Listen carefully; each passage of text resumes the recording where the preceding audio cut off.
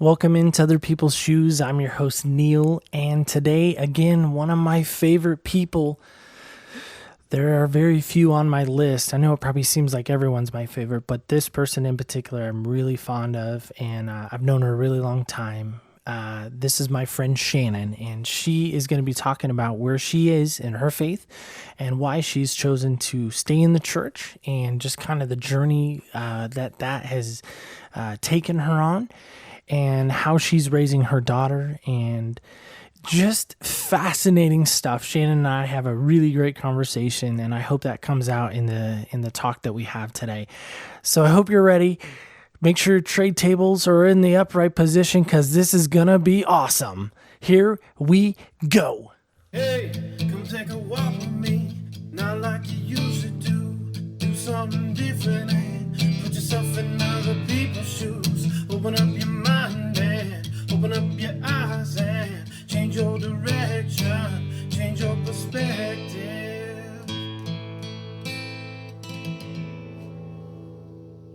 Welcome into Other People's Shoes. I'm your host, Neil, and much like past guests that I've had on, Emily, my next guest is also part of that same category of people, and really it's a very elite list.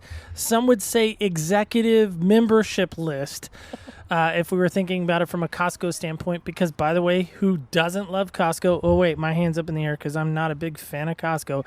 But anyway, without further ado, here is Shannon. Hi, thanks for having me.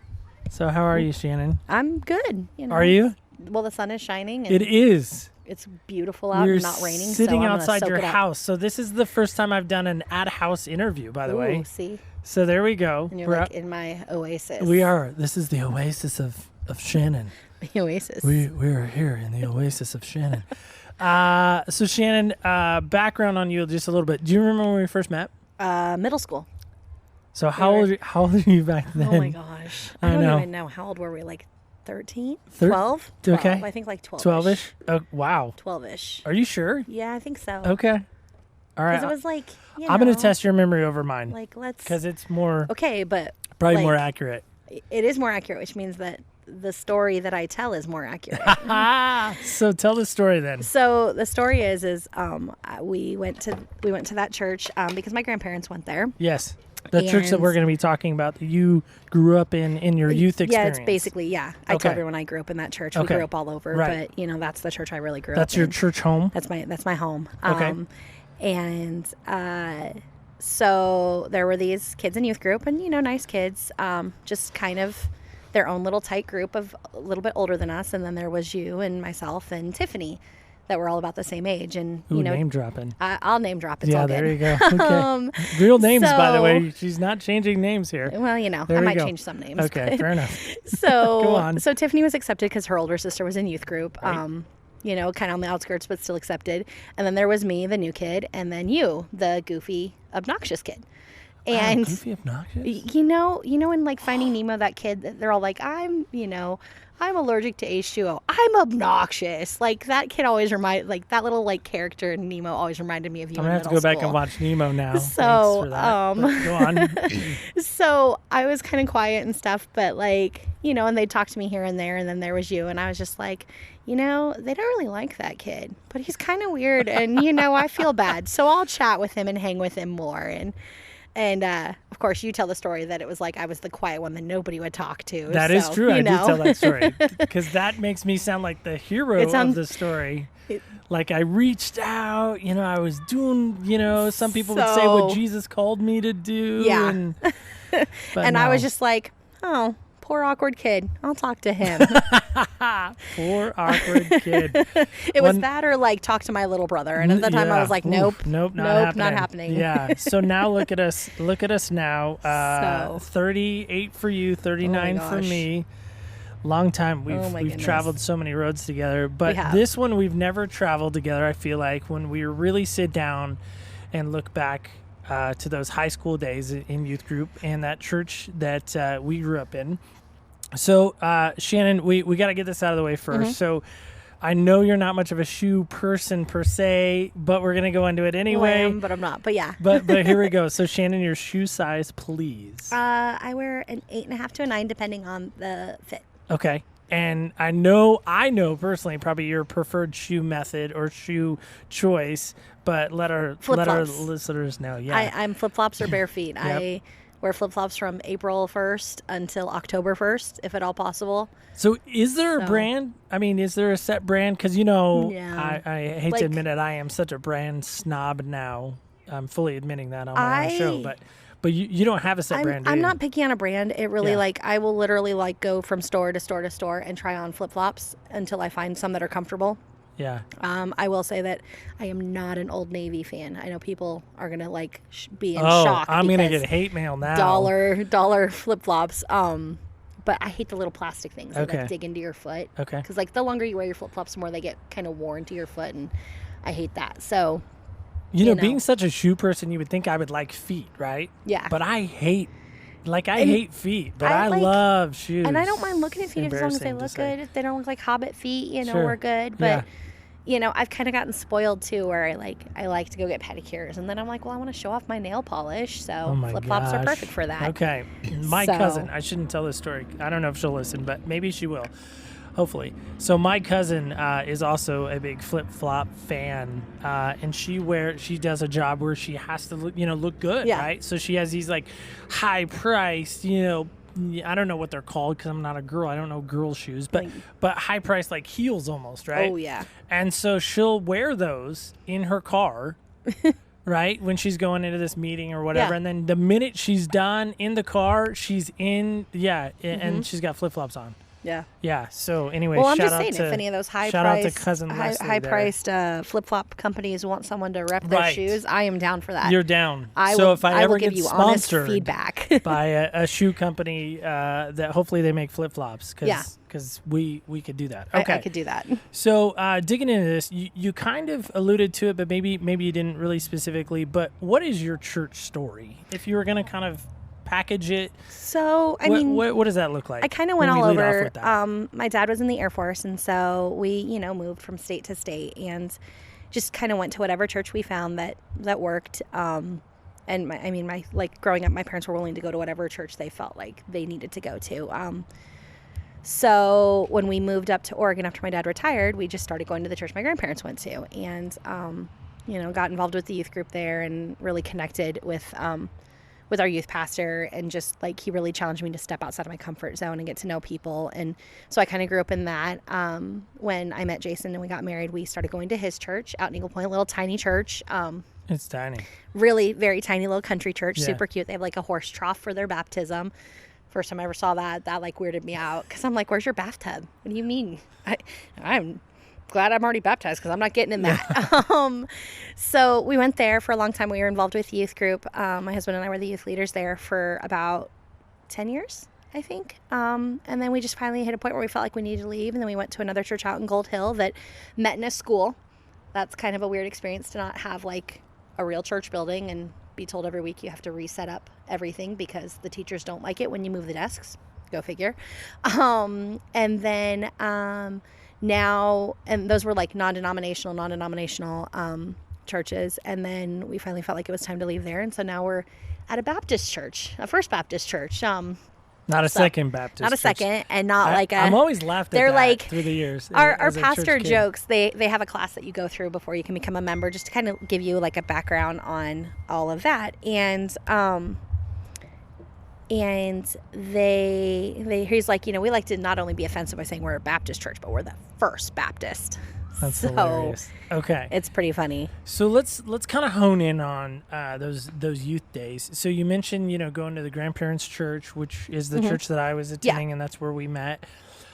So how old are you when this takes place? So when we went up to visit my grandparents, we were 12-ish, 13-ish. We would go up in the summer and visit them a couple years, and then after my freshman year, we moved up there. So 14, okay, 15.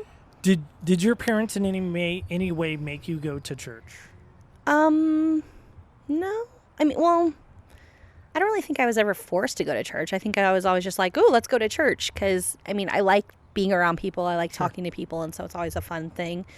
I didn't always like being forced to wear certain outfits, but that's like a whole different thing, just because my mom was very much like, you need to wear dresses and dress like a young lady, and I'm like, just give me jeans and a t-shirt and I'm happy. So I don't feel like it was ever a forced thing. I think if I'd wanted to go somewhere else for a youth group, my mom would have been okay with that. But So would you consider yourself a church kid? yes, Okay. Because you, in all intents and purposes, kind of raised in the church? very much. Yeah. Okay. Very much so. All right. So thinking back again, honing, hovering, Yeah. whatever we're at, we're kind of camping, so to speak. Thinking back to those youth days, high school area, maybe even middle school, high school area, what's something you learned back then that you're still using today? If there is anything that comes to mind. I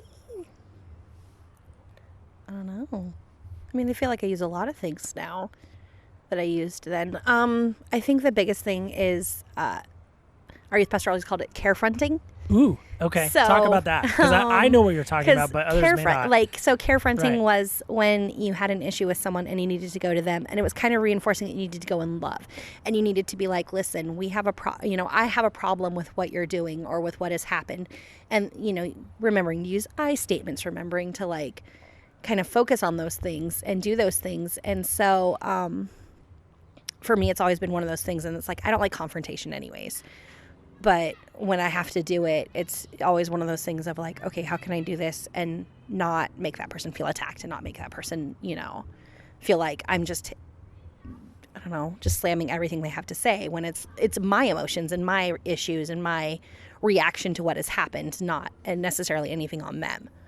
And so that's really stuck with me, and, for the positive. And I feel like for the negative part, I think that's always stuck with me is the whole not being emotional. What do you mean by that? Because church can kind of be emotional. Church can be emotional.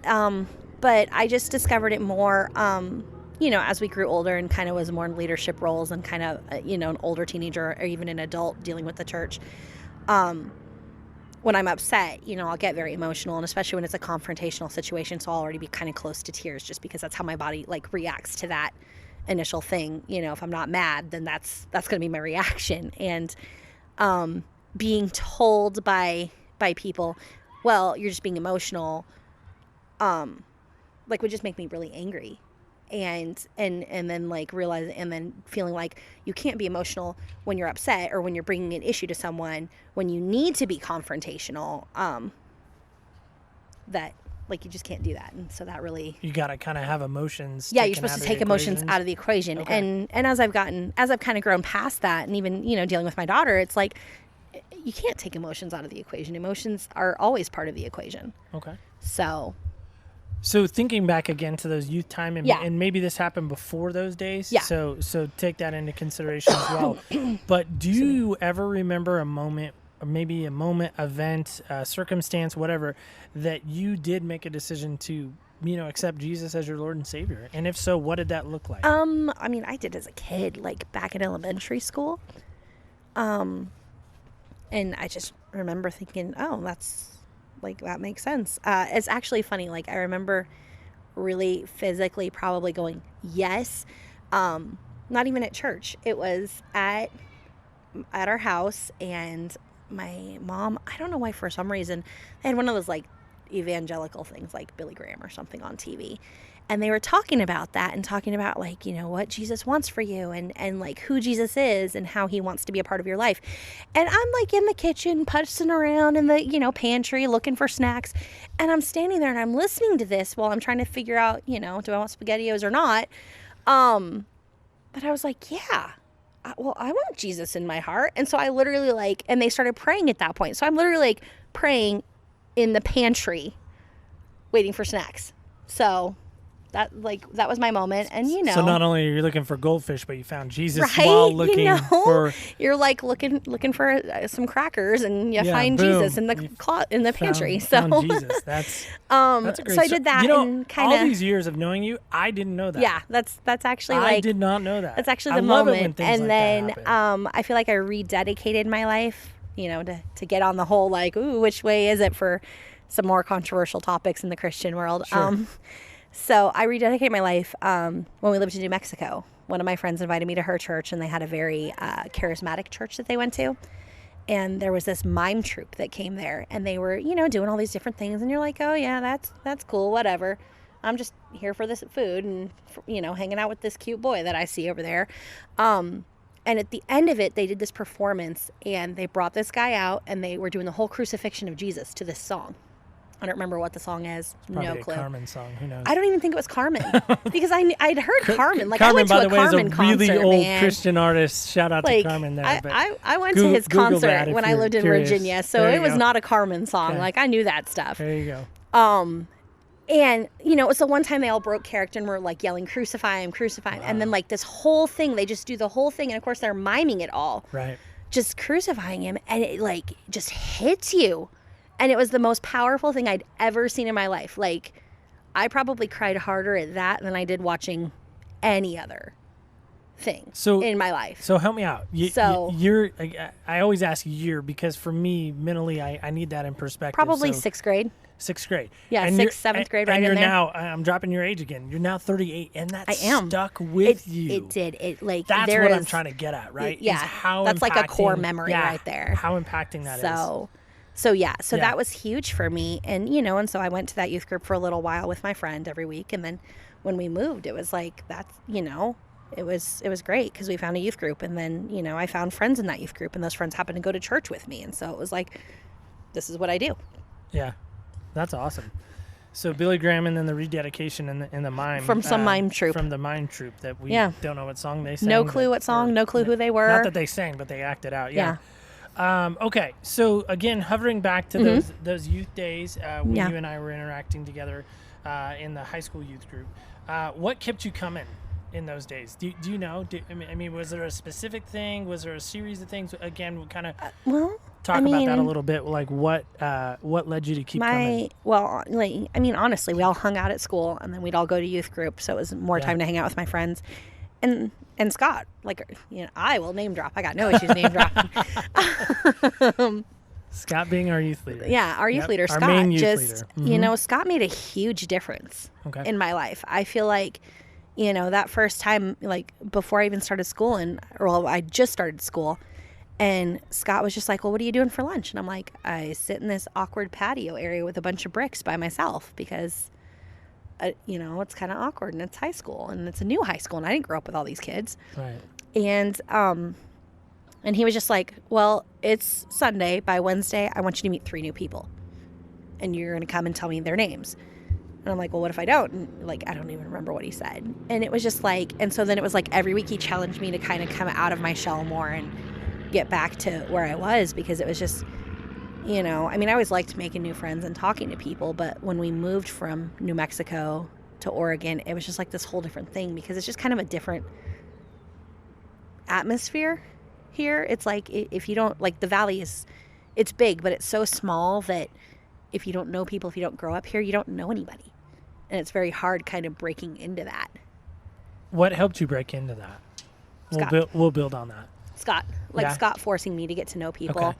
And then, like, spending more time with kids that I, had started to meet at youth group and stuff. And then as the youth group grew, as more people came that we knew, that helps. You breaking up with your girlfriend at the time helps too, because you were quite obsessed with her and spending time with her. So let's, Oh man. I'll just throw you right under Thank the bus. you. Beep beep. Here we go. So it was just kind of an awkward thing, because, like, I didn't really, like, know her, and she just kind of, I mean, she was older than us anyways. Right. So it was just kind of a weird thing. So Yeah. This is BE, by the way. She's telling a story yes. as far as BE goes. BE. Before Elizabeth. So my wife, just on we'll kind of take a side road a quick second. She wants royalty mentions. Oh, does she? What do you think of that? I think that's fair. Okay. Of course, you are Team Elizabeth. I am. There we go. Yes, I'm Fair very enough. much Team Okay. Elizabeth now. So there's cha-ching that just cost me. So if you'd like to donate to this podcast to help with royalty fees for my wife, please email below. And That works out for me great, because you know she makes royalty, and we go have spa days. There you go. It all. I end up paying for that. So It works. Okay. So you mentioned just getting to know kids, and that kind of what helped kept you going right in those definitely. days, right? Okay. So on this, kind of change gears for a sec. So. Did the church in any way fail you? And when I say the church, the youth group, anything like that, can you think of any moment where you're like, man, they really let me down in any respect? Church, not leadership. We'll get to that in No, a second, but church. I don't feel like they did. I feel like, and maybe it's different because my grandpa was an elder. He was kind of one of the more founding members of the church. And honestly, pillar he really was. Yeah, he was a pillar. Yeah. And everybody knew who I was by him. They're like, oh, you're Ron's granddaughter. You're Ron and Carolyn's granddaughter. I am. Yes. So I feel like that might have opened more doors for me than for other kids. So I don't feel like the church failed me as much, but at the same time too, I didn't expect a lot, because it's like, just because they're Christians and just because they go to church doesn't mean they don't screw up like the rest of us. And so I just always kind of figured, well, they're humans and it is what it is. And if I want something, then I need to ask for it. And if I'm not okay with that, then I'm not okay with that. But for me, it was just always an easy option, an easy thing. So you mentioned your grandfather being an elder, a Yes. pillar. I would echo that. Great man of God, no longer here. He's since passed. But do you feel like there was any other expectations that were put on you in any way by your family or anything like that because of the position he held? No. I mean, I was always kind of the rebellious one in my family anyways. I was very independent, very much. I would spend hours telling my parents, I don't need to get married. I don't need a man. I don't need a boyfriend. I can move on with my life and be single and happy and fun. And so I just always kind of had my own thing anyways. And, we had, like I said, we had dinky, ridiculous arguments. Like my mom and I argued over whether I should wear a dress or slacks to school versus jeans or, shorts. Like it wasn't, there was never really a spiritual battle thing because, my grandpa was just like, you raise your family the way that you're supposed to, and then you trust that they make good decisions from there. So. Building on that even more, do you feel like leadership, now we'll talk about leadership. Okay. Maybe both Yeah. or separately. Do you feel like leader or leadership failed you in any way? I don't feel like our youth leader did. I feel like, I spent a lot of time with Scott. Like I said, Scott really helped me to come out of my shell and to grow. And, he sang in my wedding. We still did stuff with him afterwards. We still tried to reach out even after he left the church and things like that. But I don't feel like he did. I feel like as an adult outside of church, when I was going to another church, when I came back and I was working with ministries of that church as an employee, I really feel like sometimes the leadership did in ways let me down. But it was more of, I saw things being run in ways that I did not feel were always ethical. And I felt like things were not investigated as well as they should have been or looked into as well as they should have been. And I'm not saying it's right or wrong. That was my view and my perspective. But I feel like they let me down in that way. And then, of course, I feel like they didn't treat, you or like other people as well as they should have, or the way that Christians should treat each other. I feel like it was very much do as I say, not as I do when we were growing up. And then as an adult, I was like, wait, why? I don't understand why you're doing it this way. This is not what we were taught. So that was disconcerting to me. But for me, it was more a matter of, that's not the church I need to be a part of. That's not a church I want to be a part of. And there's nothing wrong with it. Like, I mean, we'd still go back and visit here and there, but it's just not where I feel like is best for my family and my personal life. And let's be clear, Shannon, you're not coming on, and my purpose and my goal behind this is not in any way to bash. No, and disrespect or No, or, and- or and I question or anything Yeah. like that. We really are just Yeah. trying to get perspective. And I truly, and to be clear on yeah, that, and I so. truly believe, looking back now, that they did the things and decisions that they felt were best at the time. I don't feel like they did anything illegal or horrible. That was my personal convictions and my personal thoughts. And I'm very appreciative for what I had. You know, if I hadn't worked in that ministry, it completely would be different for where my life would have gone, for what I've done. And, you know, and relationships that I've built from those things. And honestly, like, even seeing all that happen, I understand and recognize that that's what they felt was the best decision at the time. Do I agree with it? No, but that was their choice, and that's okay. And we're all human, and we make mistakes, and we make choices that we think are in the best interest. And if they are, great, and if they're not, we move on. Sure. So, do you feel like you were discipled in any way growing up in the youth group? And if so, what did that discipleship look like? And if you weren't, why do you think you weren't? So kind of a two-part question there. that's a tough one. Really, honestly, I feel like it's tough. There's a part of me that wants to say, yes, I was discipled. I, understood what I needed to do. But, like, honestly, when you look at things and you try to compare things, it's like, well, I don't know. I mean, I feel like I was encouraged to grow in my relationship with Jesus. I feel like I was encouraged to, live the Great Commission and to By the way, we grew up in a church called the Christian Missionary Alliance. Yeah, so the Great Commission was very much pushed every year. Yep.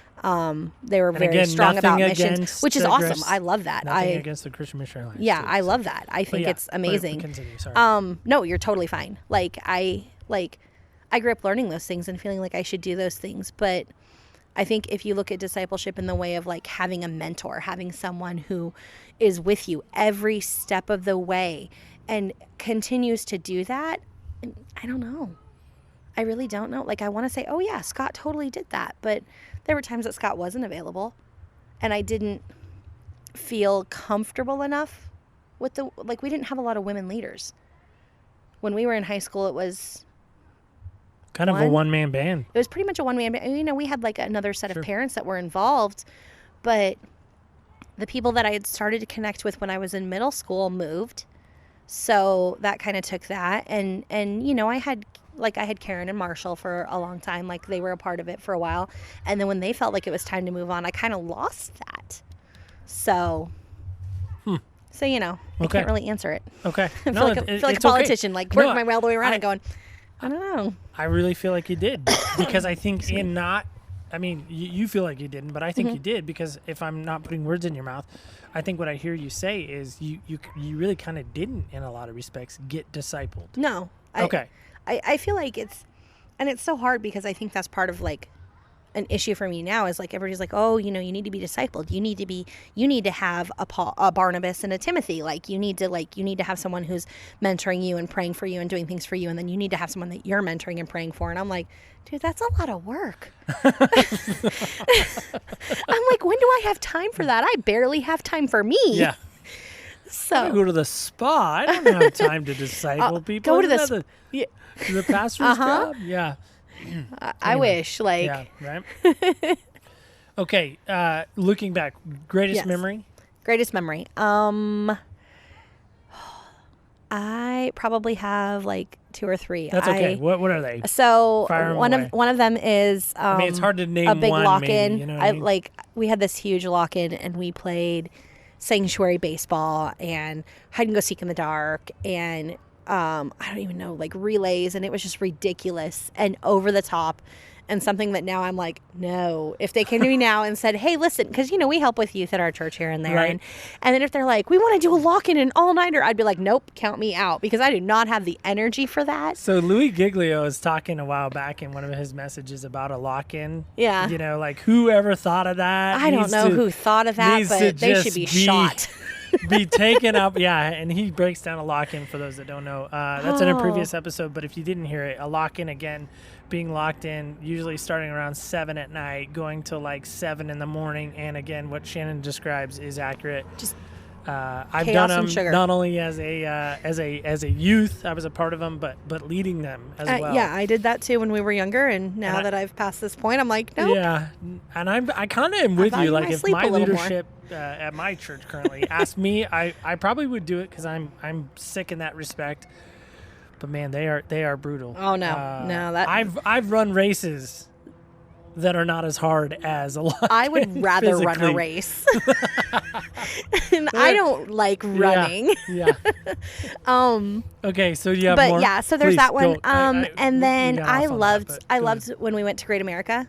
Like it wasn't anything but a fun trip, but it was so fun and such good memories and such a good bonding experience with what I call our core group of friends. Right. That for me was great. And then when I was a part of leadership planning the Valentine's banquet, Yeah. it was the most stressful thing I've ever done in my life. I think planning a wedding is easier than planning that. Yeah.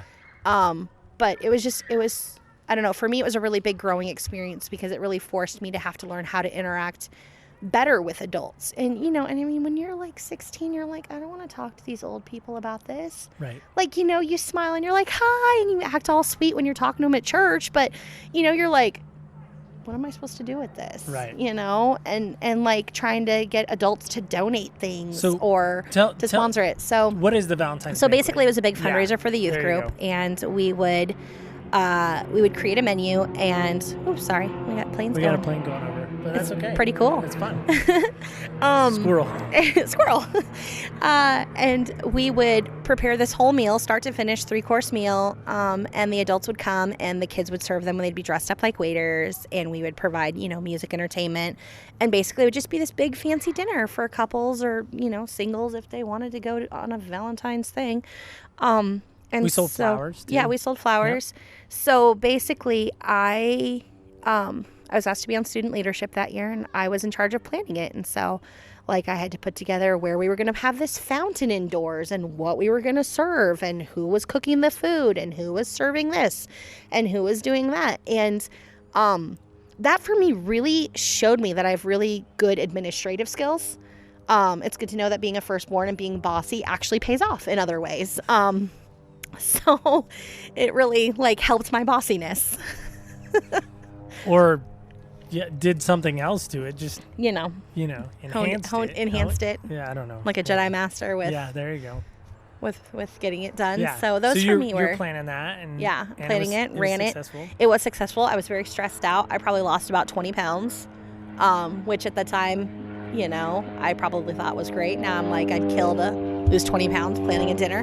Maybe that's a good idea. Weight loss program we could right? come You just up with. plan major meals for people. Major and meals for people. There you go. It, there makes could be you a sick business. to your stomach. There It you could. go. Good. Least favorite moment or moments? Least favorite moment. Probably when we were in our big fight.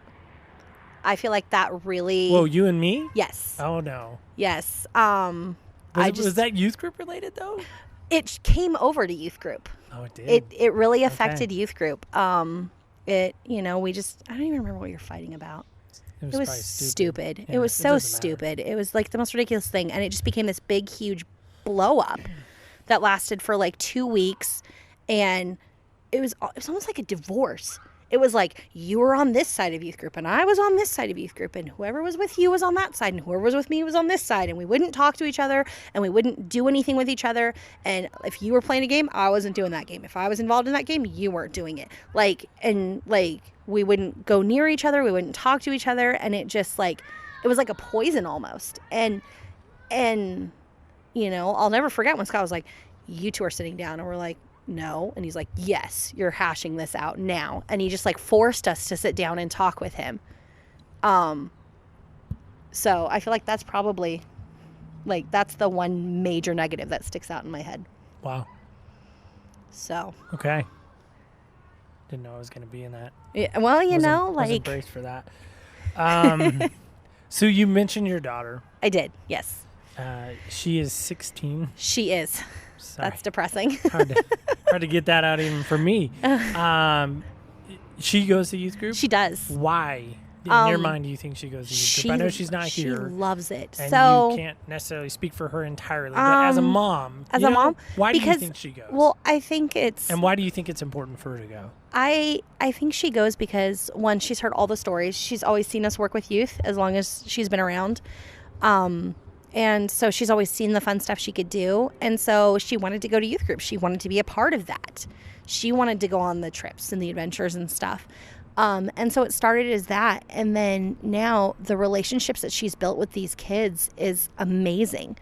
She loves going and learning about that and getting up and going to church and volunteering and spending her time with her friends. And for me, that is the best thing in the world to watch. So we actually made the choice to homeschool her. So I think that makes kind of a big difference too.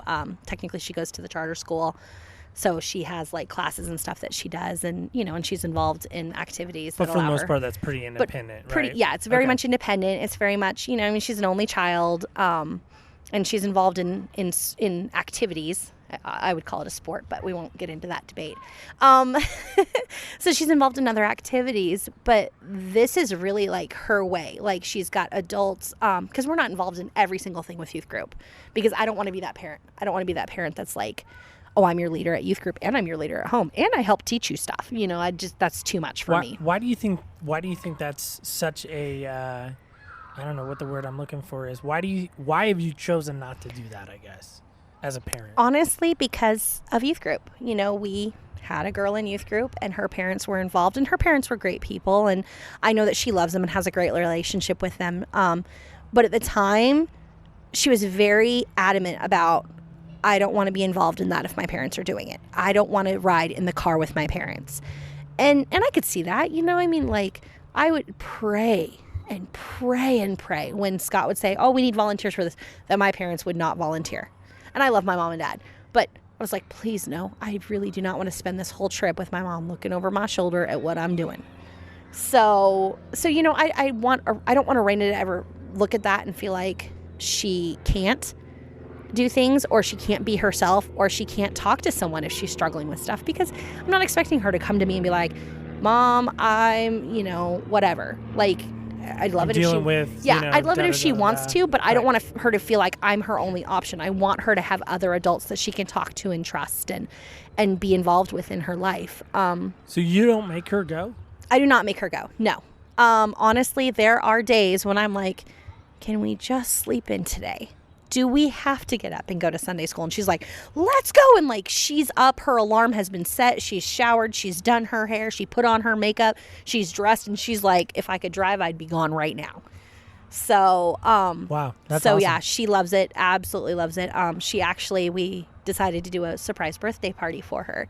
And when I was just, I can't like make it a full surprise, but I was like, oh, what friends do you want to invite? And she's like, honestly, I just want to party with my youth group friends. Okay. That's awesome. That works for me. Yeah. So, and that's, we let her get Snapchat recently. I don't even know.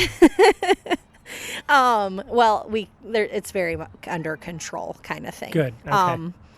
But no disrespect to those no Snapchatters disrespect out to there or whatever, them or their parents that let them have it. But I'm very much like, you don't just get to be friends with whoever. You don't get to have whoever you want follow you on Instagram. You don't get to just friend who you want. Right. And so there's like a group that the kids created. They actually had a retreat this last weekend, and there's a group that they created, and it's like her and all of them, and they're constantly in there all talking to each other and doing stuff, and they talk to each other, and they all like text each other, and so that's great to see. Do you feel like what she's experiencing in youth group now mirrors what you had in youth group too? Yes. I think so. And do you see value in why that's important? I absolutely do. The people in my life now, and we have friends that we've made, that Jason, and obviously marrying Jason, it kind of changes things, but the friends that I have now aren't friends that I necessarily went to youth group with, but they're friends that I'm involved with in other ways, in church and things like that.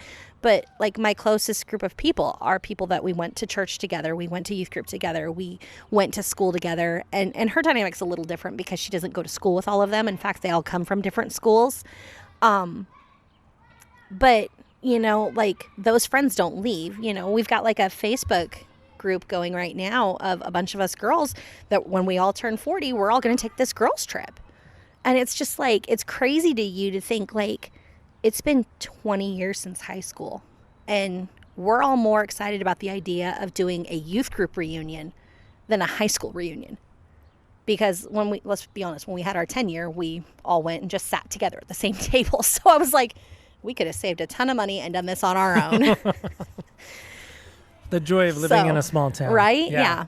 So, and those are the sure. people that I still talk to, you know? I mean, Arena was selling something, I don't remember what she was making to sell to fundraise for cheer. And you know, and Emily was like, hey, shot me a message, and she's like, hey, I want to buy this. And I'm like, thank you so much. And we're talking, and she goes, well, I know that I can't always be there, but I love seeing her grow up and do this and be involved. And it's just like, that to me is so rewarding to know that there are people in I call it in our village, that still love her and care about her, that are my friends, you know, and I get to see their kids and be a part of that and be there for them. So I want that cool. for her. I want her to have people that she can contact 20 years out of high school that are still like, yeah, I'm here for you. So Shannon, you had every opportunity as you grew and you got out of youth group to stop going to church. I did. What kept you kind of still involved? I mean, it's so easy to stop, right? It is easy to stop. But what kept you going? Well, I mean, you know, there's the church answer, obviously, of like your relationship with Jesus, right? I mean, which is an that, important thing. But sure. for me, it's like it's so much more than that. When you're going to church, you at least have somewhere that you can really focus and realize that your problems are like so minuscule on a huge basis. There's other people going through things, and there's people that you can pray for and be there for, and you know, like I said, on the Christianese scale, it's like, oh, I'm building my relationship with Jesus. I'm fellowshipping with other believers, and I can pray for these people, and I can encourage these people. But like on a human level, it's meeting that base need of like interaction and human contact and love and just like compassion for other people. And I feel like it really kind of keeps you grounded. Being a part of something like that just kind of helps you go, okay, it's so much more than my little world. Because if I wasn't going to church, then I would get caught up in my own little world of, oh my gosh, I have to pay for this, or I have to do that, or, you know, my flowers are all dead in my flower bed. What am I going to do? Like, okay, that's a really bad example, but you know, things like that. And so I feel like for me, it's where I've always just kind of felt like there's like this peace, and that's where I'm supposed to be.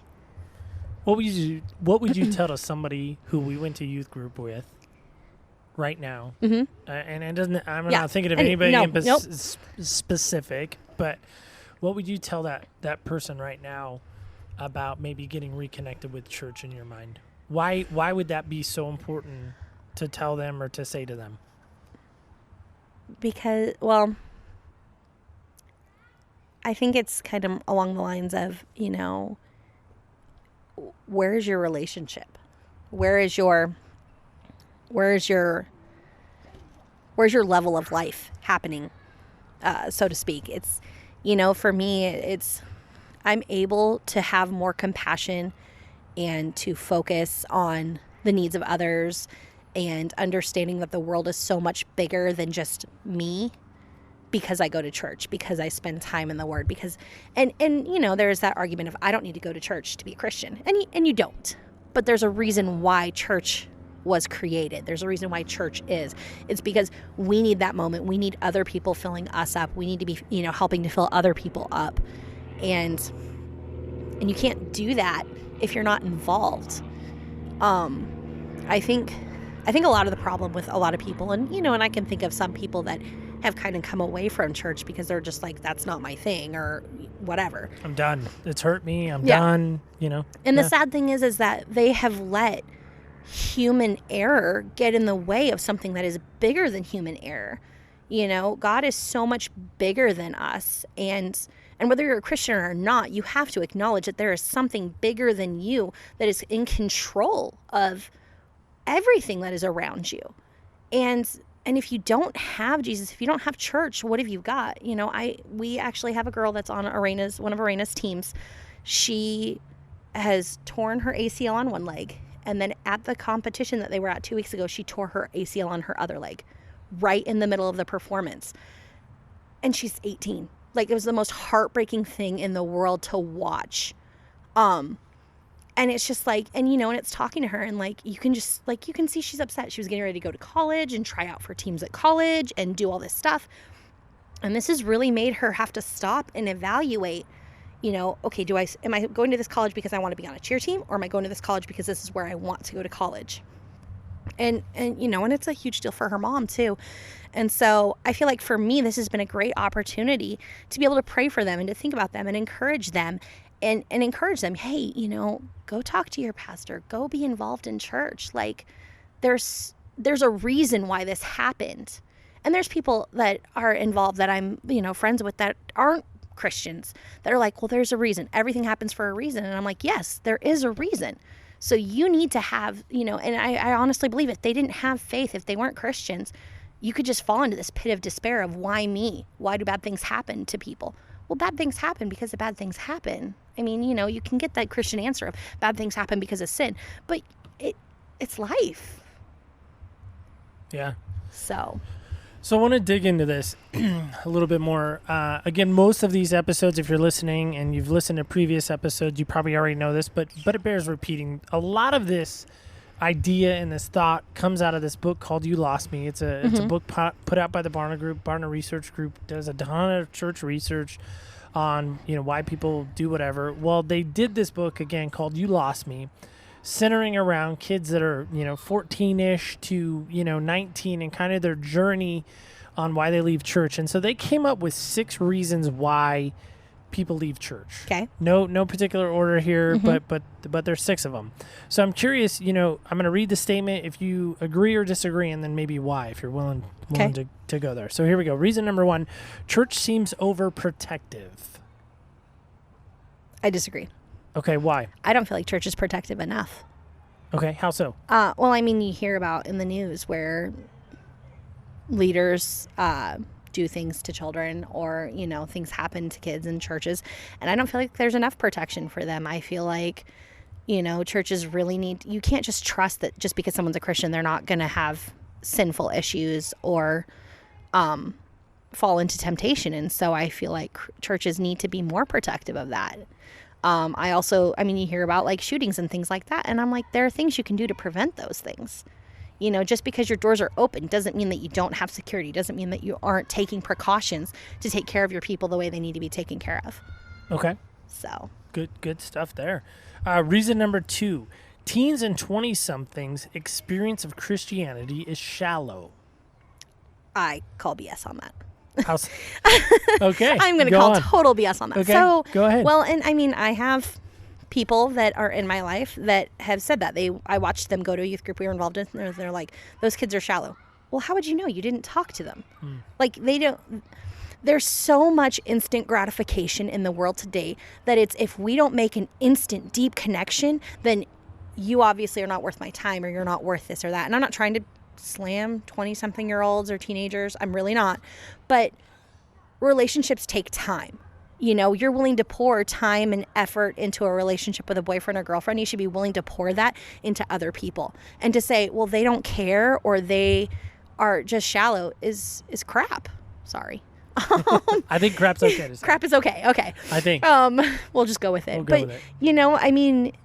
You do have to, everybody has shallow things going on, but those shallow, and I'm using air quotes around them very, Right. Those things that you think are shallow are what's important to that person. And you have to be willing to listen to what's important to them for them to give you that time to do that too. So I think that's an excuse to get away with having to be accountable for who you are and the decisions you make. Okay. We'll go on. Okay. All right. Churches, so multiple now, churches come across antagonistic to science. Agree or disagree? I could see how someone would think that. How so? Well, I had plans to be a marine biologist, actually, at one point. And We're not going there. Okay. And a Navy SEAL. We can all laugh about it later.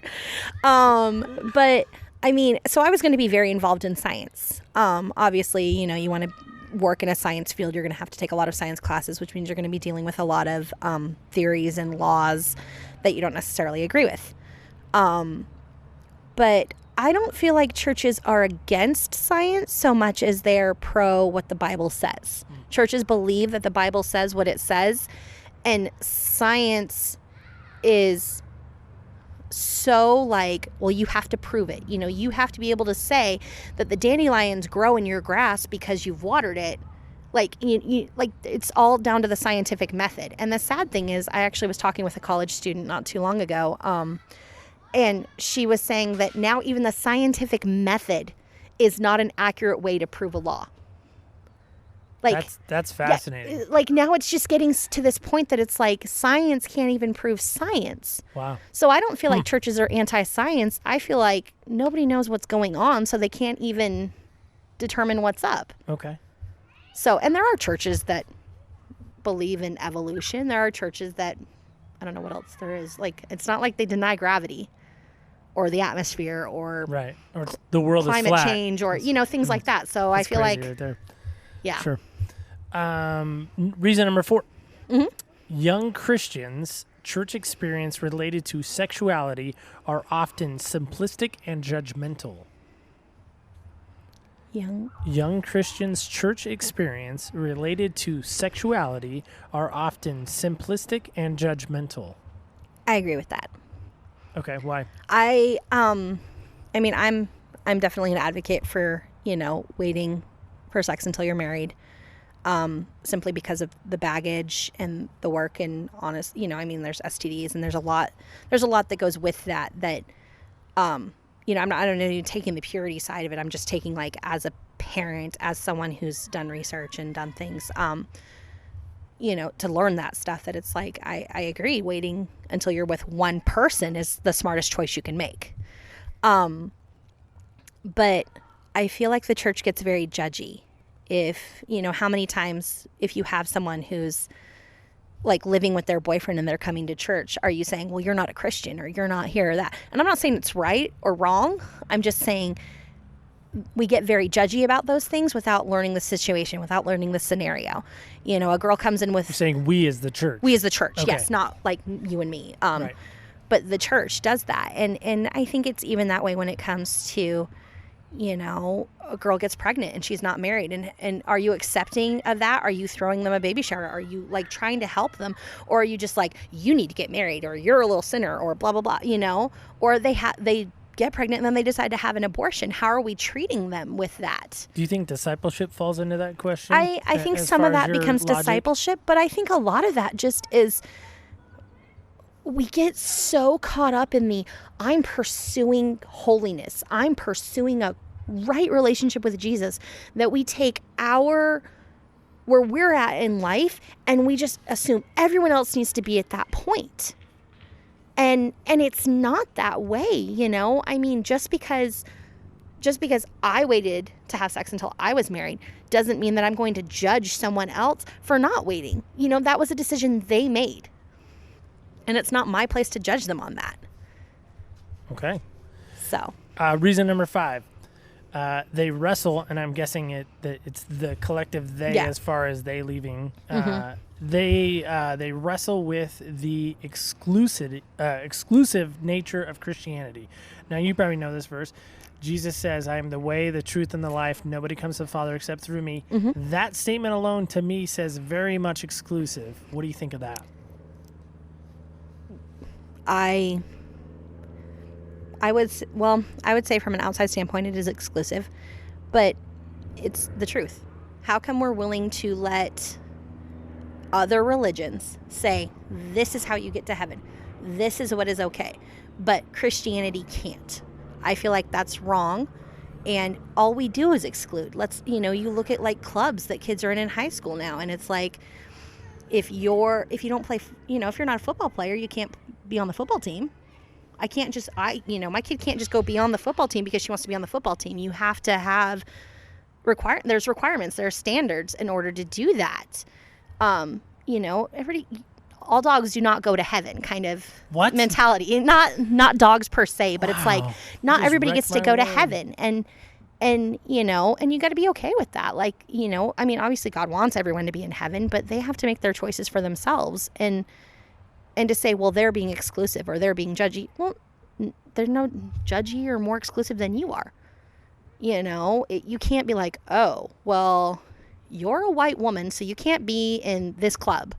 Or, you can't be a part of this group, because there are so many people that do that. It's an automatic division that we have. So to accuse one group means you have to accuse all groups. Okay.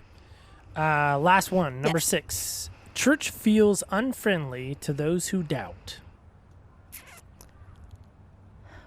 I can see how some people would think that. I have been at some churches where if you express wondering or doubt, then obviously, are you a Christian? Or, things like that. I don't feel like in my church experience I had as much of that.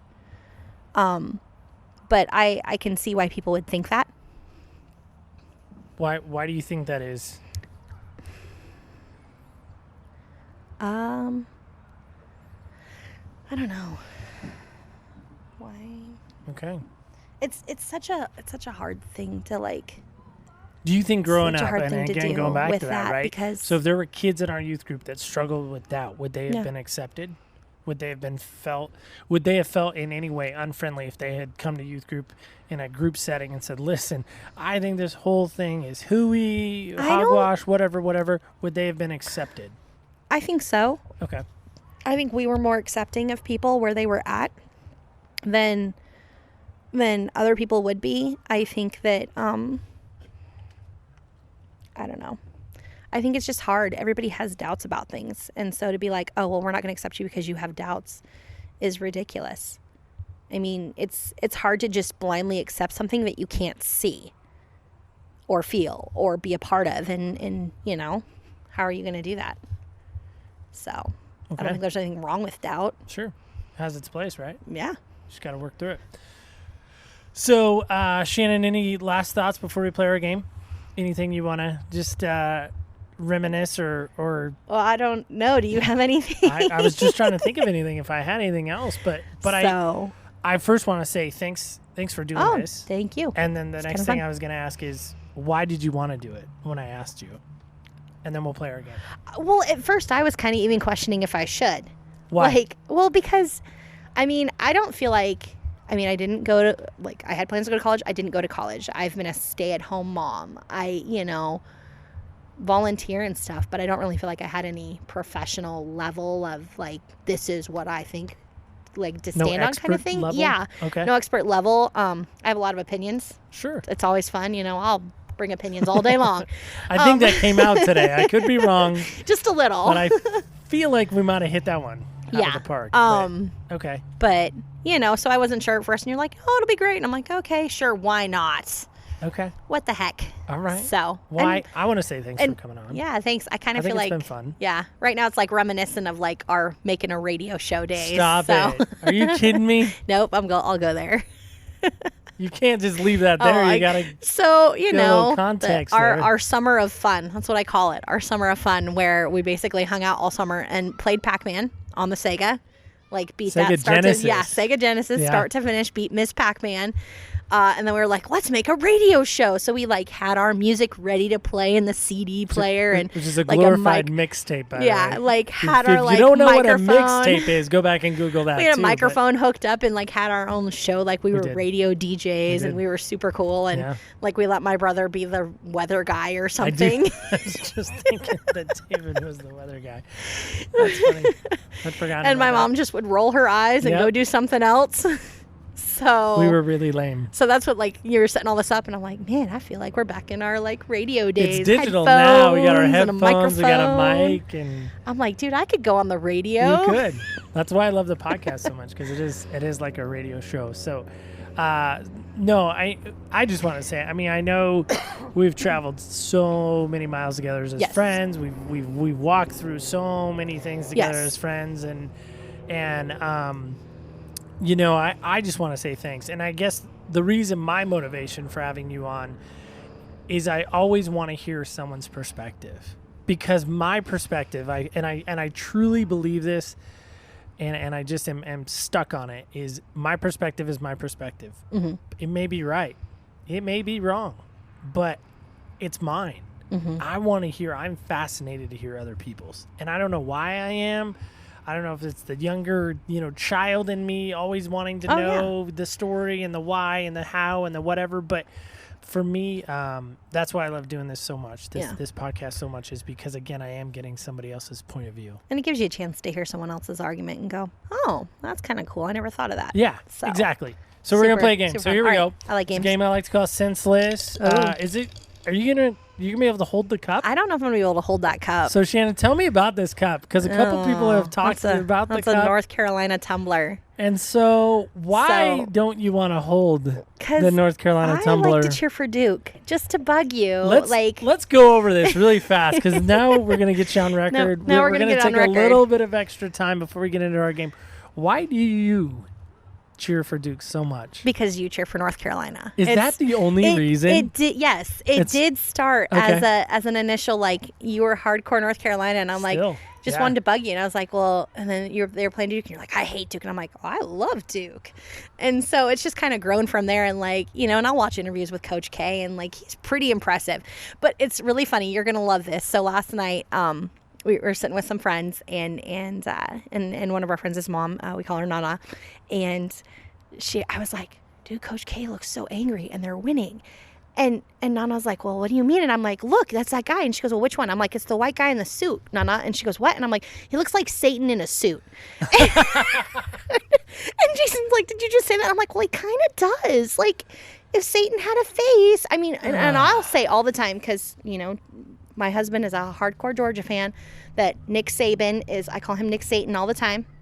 Even though my daughter's talked about going to Alabama for college, and, I joke and say Roll Tide, but, I'm not a Nick Saban fan, but Coach K truly terrifies me.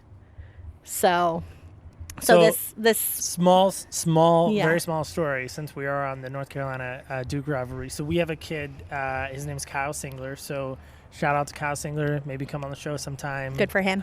He did awesome. He did. He went to our high school, South Medford. We were long gone. Long gone. We were long gone. But he, four-year starter at Duke. Yeah. Actually was the NCAA tournament MVP the year Duke. He was stole impressive. the title from Butler. Properly won it.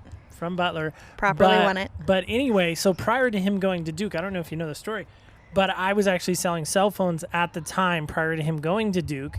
I remember that. Coach Murphy comes into my store. Oh, Murph. And I actually say to him, he was going to meet Coach K. Mm-hmm. And I said to him, well, could you get him to sign something for me? And so Murph, remembering all the stuff I had done for him and, all this stuff. So I bring him out from my desk. I had a little North Carolina pennant, and I brought it to him, and it says Tar Heels all over it. And I said, could you get him to sign this? And he looked at me as if I was on some kind of drug that would make you high. If I'd known Murph was going to sign something, I'd have brought my Duke shirt and been like, dude, get Coach K to sign this. I'm going to frame that sucker. Yeah, exactly. And so he declined to take it. Of course. And in fact, here's another Kyle Singler story. So he comes to our building where I work. I don't like to tell people where I work. So it's more fun and mystery. But he comes to the building where I work, and we do, my company sponsors a lot of stuff he does with Kids Unlimited. And so anyway, you could get a picture taken with him. Oh, nice. And so I had my Hydro Flask, which like, is North Carolina, and I actually asked him to hold it. Did he would not Attaboy. hold it. Attaboy. So there's my two Kyle Singler I'll probably be, I'm the Duke North Carolina rivalry. hoping I might have to be rocking that stuff soon enough, because Arena, of course, she says, I want to go to Alabama, but she won't. But her actual real number one choice is North Carolina. So So do you want to hold the tumbler, or should I? I'll let you hold the tumbler. I can I'm hold rolling out. for I can you. hold out a little bit longer. I'm rolling for Shannon. Here we go. This is me rolling, and Shannon, you got a 1. That's awesome. Okay. All right, here we go. Yes. It's so good that you got number 1. Okay. This is a game I like to, as I said, a game I like to call Senseless. And here we go, Shannon. Yes. The dice roll. I rolled it. You probably want to re-roll, but too bad. It's okay. You don't, because that means you have to touch the tumbler, and God forbid that happen. I told you I'm gonna have to do that soon enough. Yeah. If she gets in there. I got like 2 years before I got to worry about it. So here's your question: how do others see you? I don't know. How do you think others see you? Come on. Well, it just depends on what I'm doing. I feel like some days some people probably see me as overly nice or fake. I have heard that people think that I'm fake because I feel like I'm just a nice person. I mean, I'm not always the nicest person. If I'm mad or really sick of something, I have lots to say about it. But I'm a genuine person. You know, what you see is what you get. If you ask me things, I will try to find a nice way to say it. And it's not that I would ever say something behind someone's back that I would not say to their face. I might say it a little bit nicer to their face, but I would always say that. And I'm just I feel like I'm very genuine. And I care, and I'm very positive. I'm constantly being told to take off my rose-colored glasses just because life's easier when you're positive and happy and looking for the silver lining. So I think to some people that are more cynical, I come across as not genuine at all. So, but I don't know. Okay. Yeah. There we go. What do you want to end with? Do you have anything you want to say in closing? No, I don't know. Any last minute thoughts? Go Duke. Oh. They're going to win. So we are taping this, and the NCAA tournament is going on right now. So that gives you a little time frame of if you hear this in the Duke future. just won. They're moving on. No. Anyway, my bracket is not busted yet. I'm not even going to respond to that. But yeah, no, thank you. Just It's been good to reminisce and think about that. And it has been. Look and go, okay. Has been. So, and don't always assume that perky, nice people are not as perky and nice as they seem. Okay. It's good. All right. I don't know. Well, Shannon, I'll close with this, and I think it's great that we can walk in somebody else's shoes because we really, truly do. And I always like to say, remember, when you walk in other people's shoes, you truly do get a different perspective on life.